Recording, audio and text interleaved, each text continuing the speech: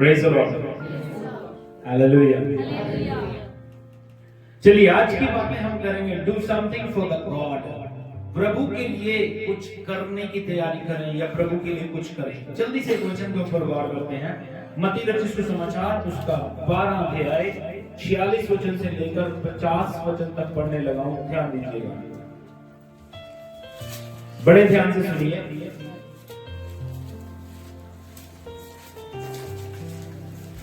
जब वह भीड़ से बातें कर ही रहा था तब उसकी माता और भाई बाहर खड़े थे और उससे बातें करना चाहते थे।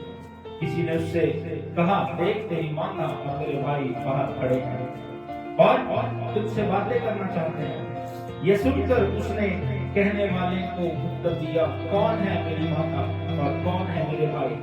और अपने चेलों की ओर अपना हाथ बढ़ाकर कहा, देखो मेरी माता और मेरे भाई ये हैं, क्योंकि जो कोई मेरे स्वर्गीय पिता की इच्छा को चले वही मेरा भाई और मेरी बहन और मेरी माता। आमीन। बाइबल में जब हम बात करते हैं कई बार हमारे दिमाग में ये बातें आती होंगी, क्योंकि हम लोग बहुत पुराने मसीही हैं। हमारे दिमाग में बातें आती होंगी कि पास्टर जी ने टॉपिक क्या छेड़ा और वचन क्या बोल रहे हैं। कई बार हम इतने समझदार हो जाते हैं कि हमें लगता है कि हमारा दर्शन जो है प्रभु से ऊंचा हो गया है, और कई बार हम ऐसे हो जाते हैं कि हम पास्टर को भी सिखाने लग जाते हैं। आज भी शायद कई लोगों के दिमाग में आ रहा हो, पास्टर जी ने कहा कि हम ये बातें देखेंगे कि हम प्रभु के लिए कुछ करें, लेकिन जब वचन पढ़ा तो वो किसी और तरह का। लेकिन यहाँ पे जब हम इसको देखते हैं, यहाँ से मैं आपको बताना चाहता हूँ, यीशु मसीह जब इंसान का रूप लेकर इस धरती पे आए, उनके जीवन का एक ही मकसद था कि वो प्रभु के लिए कुछ करें, प्रभु के लिए कुछ करें। और जब यहाँ पे हम देखते हैं, यहाँ पे भी प्रभु यीशु मसीह परमेश्वर के लिए कुछ कर रहे हैं। क्या कर रहे हैं? बाइबल बताती है जब वह भीड़ से बातें कर ही रहा था। भीड़ से क्या बातें करते थे वो? They were sharing the word of God। प्रभु का वचन वो उस भीड़ से बांटा करते थे। यीशु मसीह was like crazy। यीशु मसीह लोगों को बचाने के लिए इतने क्रेजी, इतने चल्ले हो गए थे।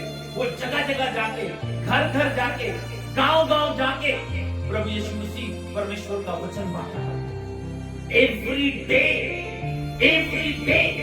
और बाइबल बताती है एक मैसेज आया, एक मैसेज आया। क्या मैसेज आया? कुछ लोग आए मैसेज के साथ। मैसेज ये आया, तेरी माँ और तेरे भाई तुझसे बात करना चाहते हैं। क्या करना चाहते हैं? प्रभु को पहले तो यही गुस्सा आया कि ये व्यक्ति आके मुझे डिस्टर्ब कर रहा है। कई बार हम लोग इमोशनल हो जाते हैं। God is not emotional. वो गॉड जो है वो भावनात्मक रीति से नहीं चलता, वो प्रैक्टिकल करने वाला परमेश्वर है। आके प्रभु के वचन को डिस्टर्ब करके कहते हैं कि तेरी माँ और तेरा भाई। बात को समझना। उसको लगा कि शायद यीशु मसीह खुश हो जाएगा, कहेगा तूने मेरी माँ से मेरी बात कर। यीशु मसीह खुश हो जाएगा, लेकिन यीशु मसीह कहते कौन है मेरा भाई और मेरी बहन या मेरा भाई या मेरी माँ? वो जो परमेश्वर की इच्छा करते हैं। इसका मतलब वो उसको कहना चाह रहे थे जो मैसेज लेके आया, you are not doing the work of God. तो प्रभु का काम नहीं कर रहा। ऐसा ही इमोशन, ऐसी भावना एक बार पतरस ने दिखाई थी। यीशु मसीह कहने लगे, मुझे मरना पड़ेगा, मैं मरूंगा और तीसरे दिन मुर्दों में से जी उठूंगा। पतरस यीशु मसीह को साइड में ले गया। साइड में ले जाके क्या कहता है? प्रभु तेरे साथ ऐसा ना हो। यीशु मसीह ने क्या कहा? शैतान मुझसे दूर हो जा। क्यों? क्योंकि तू परमेश्वर के ध्यान में रुकावट बनता है। कई बार हम लोग इमोशंस में आके, भावनाओं में बहके अपने रिश्तेदारों को बहुत ज्यादा तवज्जो दे देते हैं, अपने प्यार को बहुत ज्यादा तवज्जो दे देते हैं, अपने बच्चों को बहुत ज्यादा इज्जत दे देते हैं, अपने बच्चों को बहुत आदर दे देते हैं, अपने माँ बाप को बहुत ऊंचा कर देते हैं। मोर देन गॉड, प्रभु से भी ज्यादा आदर देना शुरू कर देते हैं। यीशु मसीह को यह था कि मेरे लिए प्रभु का काम जरूरी है। क्या जरूरी है? आज भी मेरे और आपके लिए एक ही काम है, वो है आप प्रभु के लिए कुछ करो।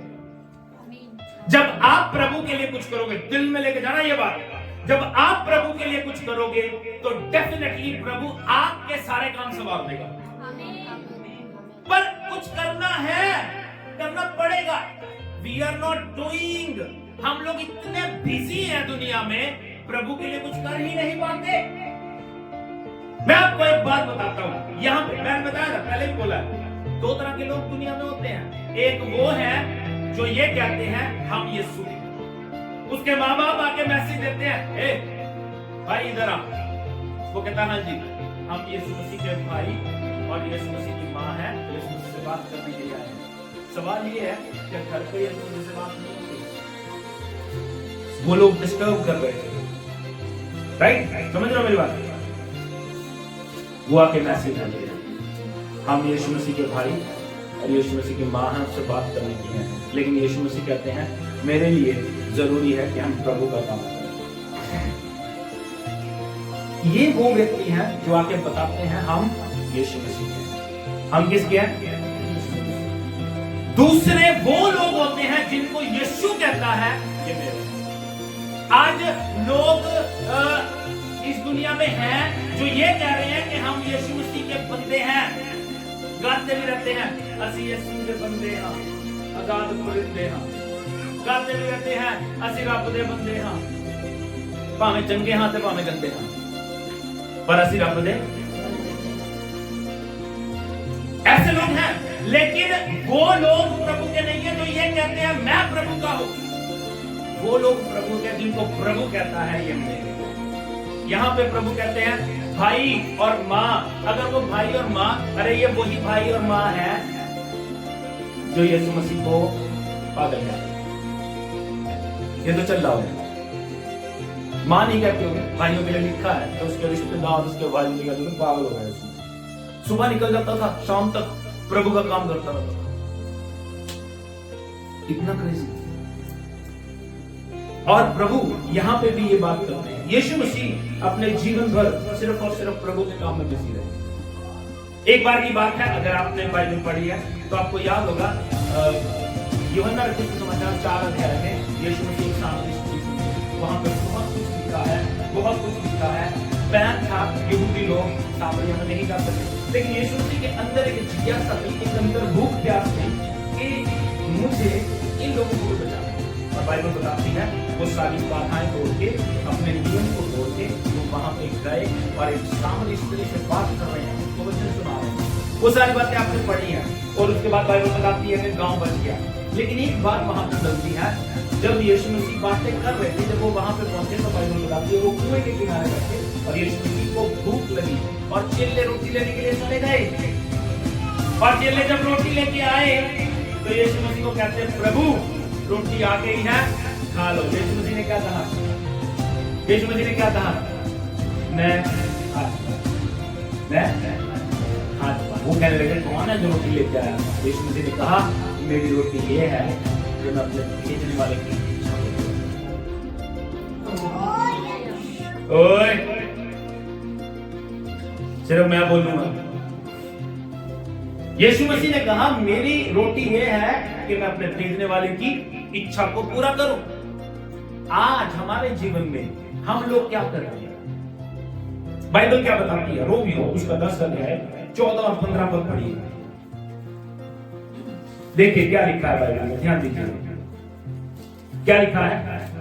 फिर जिस पर उन्होंने विश्वास नहीं किया वे उसका नाम कैसे लें, और जिसके विषय में सुना नहीं उस पर कैसे विश्वास करें, और प्रचारक बिना कैसे सुने, और यदि भेजे ना जाए तो कैसे प्रचार करें। ऐसा लिखा है उनके पांव क्या ही सुहावने हैं जो अच्छी बातों का सुसमाचार सुनाते हैं। हम लोग जो प्रभु का काम करेंगे, जब आप प्रभु के लिए कुछ काम करेंगे तो आपके लिए प्रभु आपकी ब्लेसिंग्स खोल देंगे, प्रभु आपके लिए रास्ते खोल देंगे जब आप प्रभु के लिए कुछ करेंगे। लेकिन हम हमारी सोच क्या है? मैं आपको बताता हूं। हम लोग ये सोचते हैं कि मैं बच गया काफी है। एक गीत गाते थे हम, खुद बचना ही काफी नहीं, औरों को बचाना है। हम लोग प्रभु के लिए कुछ नहीं कर रहे हैं, हमारे रिश्तेदार पाप में नाश हो रहे हैं, हमारे पड़ोसी पाप में नाश हो रहे हैं, हमारे लोग नशे में नाश हो रहे हैं, हमारे लोग मृत्यु में डूबते चले जा रहे हैं, हमारे रिश्तेदार पाप में डूबते चले जा रहे हैं, लेकिन हमें कोई फर्क नहीं पड़ता, हमें कोई चिंता नहीं है उनकी, क्योंकि हमारे पास अपनी टेंशनें बहुत है, हमारे जीवन में उलझने बहुत है। लेकिन बाइबल बताती है प्रभु हमसे ये एक्सपेक्ट करता है, प्रभु हमसे ये उम्मीद करता है कि हम उसके लिए कुछ करें और अपनी इच्छा से। एक सवाल प्रभु ने पूछा, जल्दी से वचन की ओर चलते हैं। यशाया उसका 6 अध्याय 8 पद, बड़ा ही प्यारा वचन है, सुनिए क्या लिखा है। यशाया 6 अध्याय का 8 पद पढ़ने लगा, ध्यान दीजिएगा, आवाज नहीं चाहिए। क्या लिखा है? तब मैंने प्रभु का यह वचन सुना, मैं किसको भेजूं और हमारी ओर से कौन जाएगा? तब मैंने कहा, मैं यहां हूं, मुझे भेज। प्रभु आज भी यह सवाल करता है कि तेरा दोस्त, तेरा कुलीग, तेरी सहेली नाश हो रही है, मृत्यु में डूबी पड़ी है, शायद कल वो मर जाए, लेकिन मैं किसको भेजूं? कौन जाएगा उसे बचाने के लिए? क्या हम में से कोई है जो ये कह सके प्रभु मुझे भेज, मैं यहाँ पे हूं? क्या हमारे दिल में आता है कि मेरा पड़ोसी नाश हो रहा है, नाश हो रहा है, नाश हो रहा है, इसको मैं बचा लूं? क्या हमारे दिल में आता है कि मेरा जो रिश्तेदार है वो पाप में डूबता चला जा रहा है? हमारे दिल में आता है कि मेरे चाचा, मेरे भतीजे, मेरे परिवार के लोग नाश हो रहे हैं? आज हमें कुछ प्रभु के लिए करना पड़ेगा, क्योंकि हम अपने पड़ोसियों के निमित्त कर्जदार हैं। वो लोग बीमारी में नाश हो रहे हैं, वो लोग नशे में नाश हो रहे हैं, वो लोग अपनी जिंदगी को नाश करते चले जा रहे हैं। क्या हम में से जितना हौसला हमारा है, क्या हम क्या प्रभु हमारे परिवार में देखें, हमारे परिवार में हम अकेले बचे, रीजन कोई भी रहा हो, कारण कोई भी रहा हो, हम अकेले हैं। लेकिन इसके बाद क्या हमने अपने परिवार की मदद की?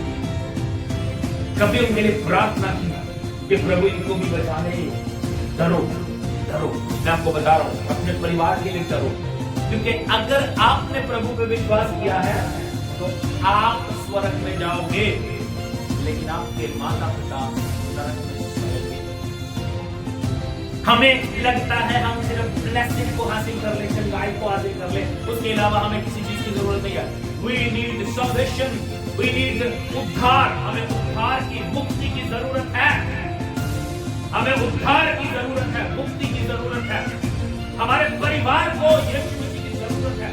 हम लोग अपनी जिंदगी को नाश में बिता रहे हैं, लेकिन अपने परिवार के लिए चिंता नहीं कर रहे। हमें बोझ नहीं है, हमें बोझ नहीं है, हमें बोझ नहीं है, हमें बोझ होना चाहिए। हमारे अंदर ये बात आनी चाहिए, हमारे अंदर ये जिज्ञासा होनी चाहिए कि मेरा परिवार बच जाए। जब प्रभु हमसे कहे कि इसके पास कौन जाएगा, इससे कौन बात करेगा, तब हमारे अंदर ये आंसर आना चाहिए, उत्तर आना चाहिए जो यशाया के दिल में आया, प्रभु मुझको भेज, मैं बात करूंगा।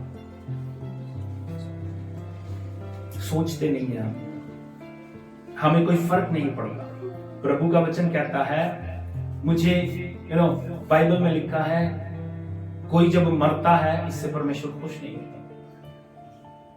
लेकिन मृत्यु का कारण मैं और आप हैं, क्योंकि हम उनके लिए प्रार्थनाएं नहीं करते, उनके जीवनों को बचाने के लिए सोचते नहीं है। आमीन, हालेलुया, थैंक यू जीसस। क्या हम में से कोई है जो ये कह सके प्रभु तू मुझे भेज कि मैं तेरा काम कर सकूं? अब उसका काम करने के लिए ध्यान दीजिएगा, उसका काम करने के लिए बहुत सारे प्रोसेस होते हैं। हमारे पास ऐसा है, जैसे हम प्रभु का काम करने के लिए या प्रभु के राज्य में हाथ बटाने के लिए क्या कर सकते हैं? प्रभु के राज्य में हाथ बटाने के लिए आप उसकी आराधना कर सकते हैं। चर्च में आप दरी बिछाने में हेल्प कर सकते हैं। प्रचार करना ही प्रभु का काम नहीं है, उसके लिए प्रोसेस तैयार करना। आप किसी से वचन नहीं शेयर कर सकते, उनके लिए मुलाकात रख दो पास्टर जी के साथ। आप अगर वचन शेयर नहीं कर सकते, उनके लिए गवाही उनको बता दो, मेरे जीवन में प्रभु ने ये काम किया। आप अपने घर में प्रार्थना करते हो, आपको लगता है कोई दुखी है, कोई नशे में है, कोई प्रॉब्लम में है और उसको छुटकारे की जरूरत है, अपने घर की प्रार्थना में उसे बुला लो और प्रभु का वचन उसे शेयर कर दो। ऐसे आप प्रभु के लिए काम कर सकते हैं, आप उसके लिए सांस बचा सकते हैं, आप अपनी कमाई से प्रभु के राज्य में बीत सकते हैं, प्रभु के राज्य में लोगों को दे सकते हैं। लोग हमें बदनाम करते हैं कि हम पैसे देके मसीही बनाते हैं, लोग कहते हैं, लेकिन हम पैसे देके मसीही नहीं बनाते। कुछ लोग ऐसे होते हैं जो दूसरे लोगों की मदद कर देते हैं। लाइक स्कूल वाले कहते हैं कि हम आपके बच्चों को पढ़ा देंगे, और लोग कहते हैं कि यार इतनी अच्छी बात है, क्यों ना हम अगर ये हमें पढ़ा रहे हैं, क्यों ना हम इनके चर्च में जाओ। वो अपनी इच्छा है उनकी, हम किसी से ज्यादा कुछ नहीं। ये सारी चीजें प्रभु ने हमें सिखाई हैं। तो आप भी किसी की हेल्प कर सकते हो, किसी गरीब को रोटी खिला सकते हो, वो रोटी के कारण ही शायद बच जाए, आप उसके लिए क्या कर सकते हो? चर्च में हेल्प कर सकते हो। ये प्रभु के काम है जो आप कर सकते हो। Thank you Jesus. प्रभु के लिए एक एक आत्मा जरूरी है, एक एक आत्मा। एक भी व्यक्ति अगर मरता है, एक भी व्यक्ति अगर नाश होता है, तो प्रभु कुछ नहीं होता। लूका रचित समाचार उसका 15 अध्याय 10 पद पढ़ने लगा हूं, ध्यान दीजिएगा, ध्यान दीजिए। देखिए बाइबल क्या कहती है, मैं कह रहा हूं एक एक आत्मा परमेश्वर के लिए बहुत जरूरी है। और यहाँ पे लिखा है 15 अध्याय का 10 पद, क्या लिखा है? मैं तुमसे कहता हूं कि इसी रीति से एक मन फिराने वाले पापी के विषय में, कितने? एक मन फिराने वाले पापी के विषय में परमेश्वर के स्वर्गदूतों के सामने आनंद होता है। स्वर्ग के राज्य में खुशी मनाई जाती है जब एक व्यक्ति तौबा करता है, जब एक सनी यीशु मसीह के पास आता है, संतोष यीशु मसीह के पास आती है, तो एक व्यक्ति, ये तो दो आगे ना, लेकिन अगर एक भी आता है तो एक एक आत्मा कितना कीमती है। यीशु मसीह के माइंड में क्या रहता था? इन लोगों को बचाना है। इसीलिए यीशु मसीह वो जगह जहां पे उसको जाना जरूरी नहीं था, बैन था, वो वहां पे भी पहुंचा और सामरिया में जाके उनको बचाया। लेकिन हमारे दिल में ये भूख प्यास जिज्ञासा नहीं रहती, हमारे दिल में क्रोध रहता है, मेरे भाई ने मेरे साथ ऐसा किया है, इसको बचना नहीं चाहिए। हमारी प्रार्थना क्या होती है? ये मर जाए। हमारी प्रार्थना क्या होती है? ये नाश हो जाए। लेकिन प्रभु क्या चाहता है? उसने चाहे आपके लिए बुरा किया। मैं आपको एक बड़ी बात बताता हूँ। 1999 में एक उड़ीसा में एक कांड हुआ था जिसके ऊपर बॉलीवुड की मूवी भी बनी, द लीस्ट ऑफ दीज। जो ग्रेम स्टेन जो प्रभु का एक सेवक था, उसको 2 बच्चों के साथ सुमो में एक दारा सिंह नाम के आदमी ने आग लगा दी था, जिंदा ही जला दिया। लेकिन लास्टली जब उसकी पत्नी से पूछा गया जो मरा था कि इस व्यक्ति दारा सिंह को क्या किया जाए, क्या किया जाए, उसने कहा माफ करो। उसने कहा माफ करो। बहुत बड़ा दिल चाहिए जिसके पति को और बच्चों को जला दिया जाए, माफ करना। यही यीशु मसीह का दिल है, बस ये यीशु मसीह का दिल है। हम लोग क्या करते हैं? हम लोग गुस्सा रखते हैं, हमारे रिश्तेदारों ने हमें कुछ कह दिया, उसको दिल में रख के आप कुछ भी नहीं कर सकते। उनकी नजात कैसे होगी? जब आप उनको माफ करोगे, राइट? जब वो दारा सिंह को उन्होंने माफ किया तो बताते हैं कि दारा सिंह ने आफ्टर 10-12 साल के बाद जोनाथन नाम के व्यक्ति से बपतिस्मा लिया था। अब एक बात समझना, पौलुस भी लोगों को मारता था, क्रिश्चियन लोगों को, लेकिन लास्टली प्रभु ने उनको बचा लिया। हमारे बीच में ही बैठे हैं भाई साहब, इन्होंने प्लान बनाया था जो क्रिश्चियन हैं उनको मारेंगे, बनाएंगे, लेकिन आज प्रभु ने इनको अपने कदमों में बुला लिया। तो मैं आपको क्या बताना चाहता हूं, अगर हम सोचे कि इनको मार के हम अपने जीवन को बचा सकते हैं, नो, इनको मारने की जरूरत नहीं है भैया। इनके लिए प्रेयर करो कि ये बच जाए, राइट? जब आप प्रार्थना करोगे तो प्रभु का काम होगा, क्योंकि एक एक काम आत्मा प्रभु के लिए जरूरी है। जल्दी से बताऊंगा 3 बातें आप प्रभु के लिए क्या कर सकते हो, ये तो जरूरी है। इसके अलावा जो हम नेचुरल लाइफ में, रेगुलर लाइफ में कर सकते हैं, वो आप कर सकते हो। जल्दी से बताऊंगा। पहली बात, अपने लोगों के लिए, अपने रिश्तेदारों के लिए प्रार्थना करनी शुरू करो कि प्रभु इनको बचा। अपना बोझ, अपना दुख, अपने आंसू दिखाओ, प्रभु ये नाश ना हो जाए, ये नरक में ना चले जाए, प्रभु इनको बचा। मैं आपको बताता हूँ एक एग्जांपल। उत्पत्ति की किताब उसका 18 अध्याय 23 वचन से लेकर 25 वचन तक पढ़ेंगे। वैसे तो 32 तक है, इसको अपने घर पे जाके पढ़ लीजिएगा, लेकिन 23 से 25 तक पढ़ेंगे। क्या हुआ था यहाँ पे? पहली किताब है बाइबल की, उत्पत्ति। क्या हुआ था किसी को पता है? 23 का 25 से 32 तक मैं पढ़ता हूँ, आपको मिलेगा नहीं है ना? प्रकार का काम करना, ओए खुल के पढ़ेगा। इस प्रकार का काम करना इससे दूर रहेगी। और खुल के दुष्ट के संग धर्मी को भी मार डाले। हाँ, और धर्मी और दुष्ट दोनों की दशा हो। देखो क्या हुआ था, जल्दी बस बंद कर दो, मैं बताता हूँ क्या हुआ। प्रभु ने सदोम और अमोरा को नाश करने का प्लान क्या किया, लेकिन जाने से पहले, नाश करने से पहले प्रभु इब्राहिम के पास प्रकट हुआ और उससे बात की। और बाइबल बताती है वहां पे खाना खाया, प्रभु ने पार्टी की, बढ़िया, मतलब चिकन मटन जो भी था वो उसने बनाया, वो खाया। खाने के बाद उन्होंने कहा क्या हम ये बात प्रभु के दास से छुपा के रखें? उन्होंने बताया कि हम सदोम और गमोरा को नाश करने वाले हैं। इब्राहिम को याद आया वहां पे मेरा भतीजा लूत भी रहता है, ध्यान दीजिएगा मैं आपको क्या कह रहा हूँ। तब इब्राहिम प्रभु से कहता है, प्रभु क्या करूं, पापी के साथ धर्मी को भी नाश कर देगा? प्रभु कहता नहीं। तो वो विनती करता है, प्रभु अगर वहां पे 50 धर्मी मिल जाते हैं, 50 अच्छे व्यक्ति मिल जाते हैं, तो वो बख्श देगा उनको? प्रभु कहता मैं सारे देश को बख्श दूंगा अगर 50 कहता प्रभु, आगे पढ़ेंगे ना तो पता चलता है। तो कहता प्रभु अगर वहां पे 40 मिल गए, प्रभु कहता फिर भी माफ कर। कहता प्रभु मैं बोलने में निकम्मा हूं, लेकिन मैं फिर भी बोल रहा हूं, अगर तुम बुरा ना माने, गुस्सा ना करे, तो अगर वहां पे 30 मिल गए, प्रभु कहता अच्छा। फिर उसको कहता प्रभु के दया को, तरस को याद करवाता उसे ले आया। कहता प्रभु अगर वहां पे 10 मिले तो प्रभु कहता फिर भी तो, लेकिन बाइबल बताती है वहां पे 10 मिले, 10 भी। लेकिन मैं आपको इब्राहिम की तरफ नजर करवाना चाहता हूं। इब्राहिम को कितनी चिंता थी अपने भतीजे की। वो भतीजा कोई अच्छा व्यक्ति नहीं था।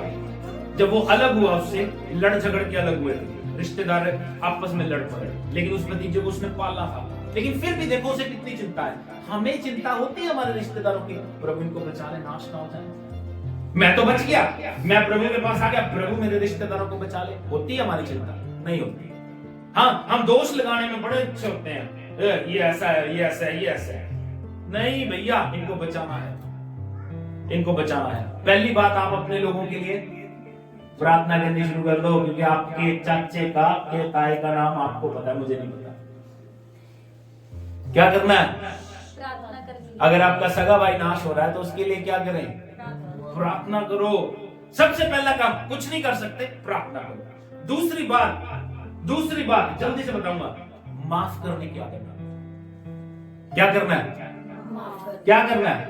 क्योंकि मुझे पता है आपके रिश्तेदारों ने आपका बुरा किया है, आपके पड़ोसियों ने आपका बुरा किया है, लेकिन बाइबल कहती है माफ करो। मैं नहीं कहता, बाइबल कहती है। ध्यान दीजिएगा, यूहन्ना रचित सुसमाचार उसका 20 अध्याय 23 पर पढ़ेंगे। 20 का 23।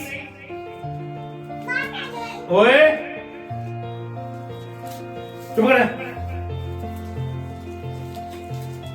मीटिंग तो बात कल करते हैं। देखिए क्या लिखा है, यह कहकर उसने उन पर फूंका, 23। जिनके पाप तुम क्षमा करो, प्रभु कहते हैं क्लियर, जिनके पाप तुम माफ करोगे, उनके लिए क्षमा किए गए हैं। कितना बड़ा अधिकार दिया तुम्हें, हाँ? कितना बड़ा अधिकार दिया। जिनके तुम माफ कर दोगे वो माफ हो जाएंगे, जिनके तुम रख लोगे वो रखेंगे। अब बात समझ आ रही है? You are not a small people, छोटे लोग नहीं हो। लोगों की मुक्ति कैसे होगी? जब आप उनको माफ कर। बात समझ आ रही है? मैं आपको बताता हूं, प्रेरितों के काम अपने घर पे जाके पढ़ना, लेकिन मैं जल्दी बताऊंगा। प्रेरितों के काम उसके 5 अध्याय में हनन्याह सफीरा नाम के पति पत्नी को याद है? आपको याद है? उन्होंने झूठ बोला कि हमारी जमीन इतने की बिकी और वो मर गए। वो अब ये बताओ वो क्यों मरे? पवित्र आत्मा के खिलाफ झूठ बोला। और बताओ क्यों मरे वो? है? मैं बताता हूं क्यों मरे। क्योंकि पतरस ने उनको माफ नहीं किया।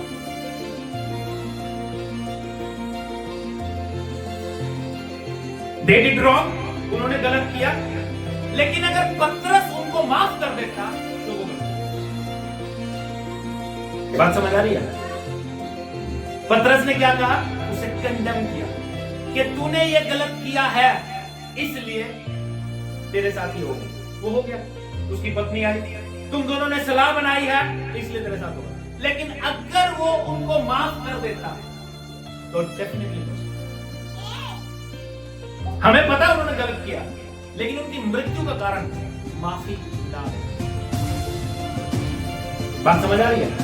ये आपको कोई नहीं बताएगा, ये आपको कोई नहीं बताएगा, सिर्फ मैं बताऊंगा। क्योंकि ये भेद प्रभु अपने लोगों को प्रकट करेगा। ध्यान से समझिए, पतरस कौन था? यीशु मसीह के 12 चेलों में से था।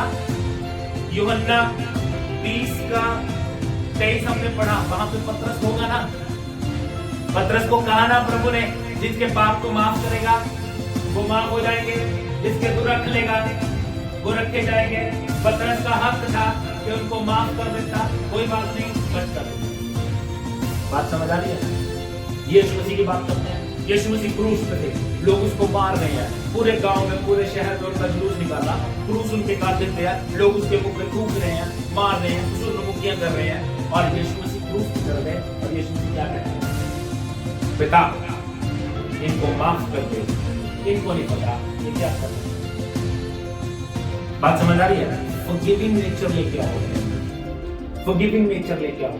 मुझे नहीं पता कैसे आएगा ये, मुझे नहीं पता आपके अंदर कैसे आएगा। मुझे पता है, मुझे कई लोग मुझे कहते हैं तो आप तो क्या हो?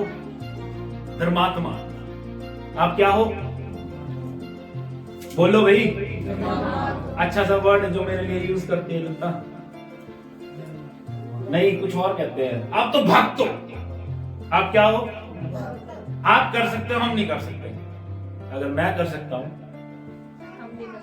तो आप भी कर सकते हो। मैनू नहीं लगता तुसी जिन्ने कब्बा मैं सीगा उन्ने हैगे हो, है ना? मतलब जिन्ना का टेढ़ा मैं सी, मैनू नहीं लगता तुसी इन्ने टेढ़े होने। दीपक ने देखा है, इसने शायद कुछ झगड़े भी देखे होंगे, लेकिन मैं आपको बताना क्या चाहता हूं, गॉड चेंज प्रभु। और मुझे छोड़ो, पतरस, पौलुस देखो कितना महान था। लोगों को कहता मैं एक ही लाइन में लगा के सबकी गर्दन एक ही बार उड़ा दूंगा, लेकिन जब प्रभु में आ गया, प्रभु कहता बस प्रभु और कुछ है ही नहीं। चेंज योर एटीट्यूड, अपने स्वभाव को बदलो, फॉरगिविंग नेचर लेके आओ। लास्ट थिंग, तीसरी और आखिरी बात, प्रभु का वचन उन तक पहुंचाओ। कैसे पहुंचाना है मुझे नहीं पता, जैसे मैं पहले भी बता चुका हूं। प्रभु का वचन उन तक पहुंचाओ। कैसे? मैं बोल रहा हूं, अगर आप नहीं सुना सकते, आप अपने घर पे प्रेयर रखो और अपने रिश्तेदार चाचा ताई को बुला लो, 2 चाय के कप पिलाएंगे, उनको वचन सुनाने के। मानना ना मानना उनकी मर्जी है, मानना ना मानना हमारा काम हम करें, क्योंकि हम कितने काम कर रहे हैं। पहली बात, हम उनके लिए प्रार्थना करें, प्रभु प्रभु इनको बचाओ, प्रभु इनको बचाओ। दूसरा काम, हम उनके लिए क्या कर रहे हैं? हमने माफ कर दिया उनको कि प्रभु उन्होंने जो किया माफ कर दिया। अभी बीच में कौन बोल रहा था? माना भी बोल रहा था शायद ना, मानो अब जब गवाही दे रही थी, मानो गवाही दे रही थी, क्या कह रही थी? हमारे साथ इतना नहीं हो रहा जितना यीशु के साथ हुआ। आपके मुंह पे किसी ने थूका, आपके बाल नोचे किसी ने, आपके थप्पड़ मारा किसी ने, दाढ़ी नोची किसी ने, यीशु मसीह के साथ ये सब कुछ हुआ। और इन सबको बिताने के बाद क्रूस पे चढ़ा दिया गया, बख्शा नहीं उनको, क्रूस पे चढ़ा दिया। और उस क्रूस पे चढ़ते यीशु मसीह कहते हैं प्रभु को माफ कर। जब वो फॉरगिविंग नेचर आपके अंदर आएगा ना, तब बात। ओके, तीसरी और आखिरी बात क्या करना है, उन तक वचन पहुंचाना। वचन पहुंचाना, वचन पहुंचाने के कितने तरीके मैं आपको बता सकता हूं। आप उनको जूम का लिंक दे दो। भाई साहब आप नहीं आ सकते घर में, जूम प्रेयर अटेंड किया करो। कुछ नहीं करना, उनका जूम डाउनलोड करेगा, जूम प्रेयर अटेंड करेगा। अरे जब काम करना ना, प्रभु ने, हमारे एक दोस्त होता था, हमारा एक नोन होता था, उसका नाम था श्रीवास्तव, और वो बाइबल स्कूल में 7-7 घंटे प्रार्थना करता था। 7 घंटे बाइबल स्कूल में काम करना ही बड़ा मुश्किल हो जाता था हमारे लिए। उसकी निजात पता है कैसे हुई थी? एक पंफलेट कूड़े पे पड़ा मिल गया, उसने उठाया और पढ़ने लग गया। पढ़ा, प्रभु यीशु मसीह प्रभु है, उसने हमारे लिए अपनी जान दे दी और उसका जीवन बच गया। बात समझ रहे हो?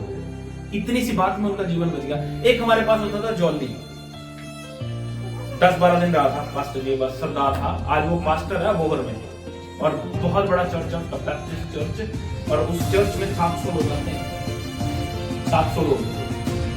उसकी नजात कैसे हुई थी? कॉन्वेंट स्कूल में पढ़ता था, सिख फैमिली में था, बटाले में से, और वो, उसको किसी ने कह दिया यीशु मसीह के बिना कोई स्वर्ग नहीं जा सकता। कितना भारी मैं टेंशन में पड़ गया कि यीशु मसीह स्वर्ग में जाएगा और कोई लेके नहीं जाएगा। मैंने फिर बाइबल पढ़नी शुरू की, कुरान पढ़ना शुरू किया, पता चला वाकई यीशु मसीह लेके जाएगा और कोई लेके नहीं जाएगा। ऐसे नजात हो जाती है। तो हम क्या करें उनकी नजात के लिए? उन तक वचन पहुंचाना है। कैसे पहुंचाना है? इसके तरीके आपके पास होने चाहिए। चाहे अपने घर पे मीटिंग रखो, उनके घर चले जाओ, नहीं बुलाएगा क्या? मेरे घर आके पिला, जूम लिंक दे दो भैया, जूम लिंक ले, जूम मीटिंग अटेंड कर लो।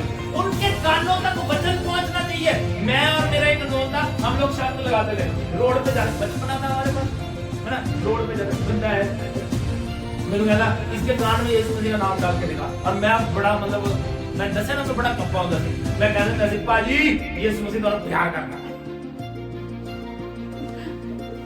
और कई बार तो आपने उनका सिर्फ में क्रॉस बनाना, मैंने जीन्स के ऊपर ही लिख दिया था जीसस इज लॉर्ड। पंजाबी से लिखता यीशु ही प्रभु है, पढ़ेगा मुक्ति हो जाएगी। क्यों? क्योंकि I want to do something, प्रभु के लिए कुछ करना चाहता हूं। अगर वो मुझसे बात नहीं करता, आंखों को तो बंद नहीं कर सकता, पढ़ तो लेगा, मेरा काम हो गया। तो आज आप भी कुछ कर सकते हो। आप अपने घर पे प्रेयर रखो, पास्टर जी आएंगे, पास्टर जी से मुलाकात करवा दो, वचन सुना दिया, काम खत्म। प्रभु का वचन कहता है, लास्ट वचन पढ़ के समाप्त कर देंगे, मरकुस रचित सुसमाचार उसका 16 अध्याय 15 पद पढ़ने लगा। सुनिए प्रभु ने क्या कहा, प्रभु ने क्या आज्ञा दी। और उसने उनसे कहा, तुम सारे जगत में जाकर सारी सृष्टि के लोगों को सुसमाचार प्रचार करो। कितने लोगों को? सारी सृष्टि के लोगों को। और मैं तो आपको छोटा काम दे रहा हूं, सिर्फ अपने रिश्तेदारों में मेहनत करो, अपने दोस्तों में मेहनत करो, अपने दोस्तों में मेहनत करो। उन तक वचन पहुंचना चाहिए। कैसे पहुंचेगा? ये आपकी हैंडल का। इसलिए आज से प्रभु के लिए कुछ करो, क्योंकि ये कलीसिया, ये जो लोग हैं, मैंने बताया था ना पहले भी, पास्टर का काम नहीं है भेड़ों को पैदा करना, भेड़े ही भेड़ों को पैदा करते हैं। आप अपने दोस्तों को बचाएं, आप अपने रिश्तेदारों को बचाएं, क्योंकि मैं आपको जानता हूं, आप अपने दोस्तों को, अपने रिश्तेदारों को जानते हैं। आपके घर में बर्थडे आ जाता है, बर्थडे पे प्रेयर रख लो, रिश्तेदार आएंगे, हम 2 गीत गाएंगे, उनको वचन सुनाएंगे, उसके बाद केक खाते। ये केक खिलाना उनके लिए मुक्ति का कारण तो हो, चाय पिलाना, कॉफी पिलाना उनके लिए मुक्ति का कारण तो हो।